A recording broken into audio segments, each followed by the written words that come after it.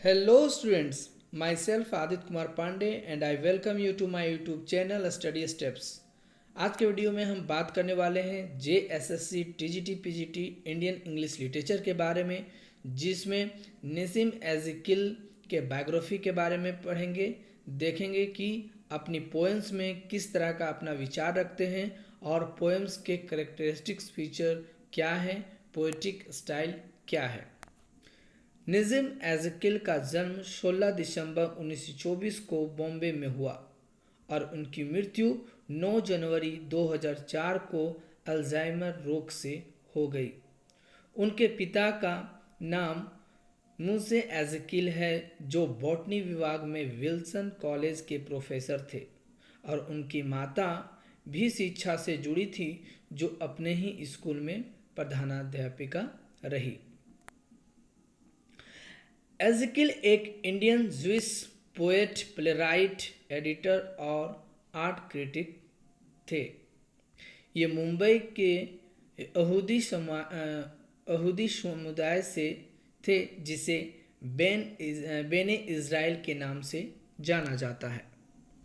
इन्होंने 1947 में ग्रेजुएट की और 1948 में फिलॉसफी का अध्ययन के लिए इंग्लैंड चले गए और लौटने के बाद 1952 में डेजी जैकब से शादी की और इसी साल फॉर्चून प्रेस के द्वारा उनकी पहली poetry collection a time to change publish हुई। वह बॉम्बे यूनिवर्सिटी में अंग्रेजी के प्रोफेसर थे और ललित कला अकादमी और साहित्य कला अकादमी के जनरल काउंसिल के मेंबर थे।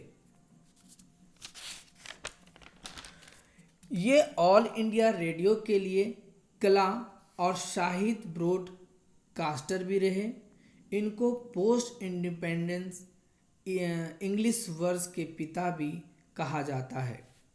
इन्होंने नाटक में भी अपने विचार दिए हैं। वह एक महान आलोचक भी हैं, जो अपने क्रिटिसिज्म के क्वालिटी और क्वांटिटी के बारे में बात करते हैं।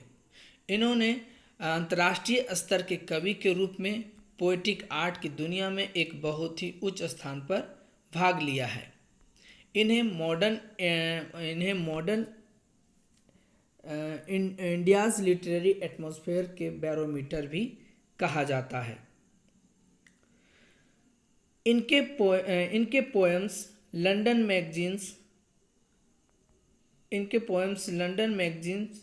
और इनकाउंटर और द स्पेक्टेटर में पब्लिश होते थे। अब हम इनके बारे में, इनके जो पोएटिक स्टाइल है और इनके जो फीचर्स हैं पोएम के, इसके बारे में हम लोग बात करते हैं। इनकी poetic style modern, restrained and conversational है। इन्होंने अपने पोएम में भारतीयता, इंडियनेस पर विचार किए हैं और अधिकांश कविताएं भारत के सामाजिक मुद्दों पर बात करते हैं, जो ग्रामीण भारतीय के जीवन और रीति रिवाजों से संबंध रखते हैं। एज़ेकिल के पोएम फ्री वर्स में भी है और ब्लैंक वर्स में भी लिखते हैं। ये पोएम में वर्ड्स को रिपीट करते हैं ताकि उस पर जोर डाला जाए और यह प्रभावपूर्ण रहे। नज़ीम अपनी कविता में अत्यधिक विचार उत्तेजक शब्द का उपयोग करते हैं और वुमेन के बारे में बात करते हैं, सिटी के बारे में बात करते हैं, प्रकृति के बारे में बात करते हैं और उसके इमेजेस को यूज करके अपने पोएट्री का शोभा बढ़ाते हैं। उनकी कविता एक व्यक्ति के रूप में स्वयं के साथ जोड़ते हैं और उन्हें भरसक प्रयास करते हुए परिणामों तक बहुत ही अच्छे ढंग से पोएट्री का चित्रण करते हैं और हमारे सामने प्रकट करते हैं। इनके पोएम में पोएट के फीलिंग्स देखे जा सकते हैं, जो नुकसान भी है, जो नुकसान के तरफ जाते हैं, जो अभावपूर्ण है, जो व्यक्तिगत स्तर पर देखे जा सकते हैं।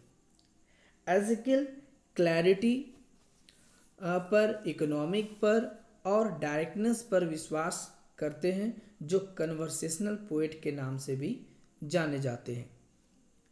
ये अपने पोयम में भारतीय लोगों की मुख्यता पर भी बात की है और उनका उपहास भी किया है। वुमन, सिटी, प्रकृति इनके पोयम में देखने को मिलते हैं, जैसे हिल्स मिलेगा, रिवर्स का जिक्र करते हैं, विंड्स का जिक्र करते हैं, सन का जिक्र करेंगे, रेन के बारे में बात करते हैं। ऐसे बहुत सारे चीज़ें जो प्रकृति से जुड़ी हुई हैं इनके पोएम में देखे जा सकते हैं। अगर और इनके थीम्स के बारे में हम बात करें तो इनके पोएम में सबसे महत्वपूर्ण जो थीम है वह लव, सेक्स और मैन वुमन रिलेशनशिप के बारे में बात करते हैं। अगर इनके अवार्ड्स अगर देखें कि ये इन्हें कौन कौन सा अवार्ड मिला है, तो इन्हें 1988 में पद्मश्री अवार्ड दिया गया है और साथ ही भारत के जो सर्वोच्च नागरिक सम्मान जो साहित्य अकादमी अवार्ड है उसे वो 1983 में दिया गया है। 1983 में जो साहित्य अकादमी अवार्ड दिया गया है वह उनके पोएम लेटर डे शाम्स के लिए दिया गया है। अब इनके कुछ वर्क्स के बारे में हम बात करें तो इनके कुछ वर्क्स हैं, जैसे 1952 में पब्लिश्ड हुआ टाइम टू चेंज, 60 पोएम्स 1953 में, द डिस्कवरी ऑफ इंडिया 1956 में, द थर्ड 1959 में, लेटर साम्स 1982 में, कलेक्टेड पोएम्स 1952-88। प्लेस का अगर हम बात करें 1969 में द 3 प्लेस पब्लिश हुए हैं। पोएम्स का अगर हम बात करें the couple, enterprise, a time to change, philosophy, the patriot, Iceland, for Elkana, the professor, shop, marriage, ऐसे बहुत सारे पोएम्स हैं जो निसीम एजिकल के द्वारा लिखे गए हैं।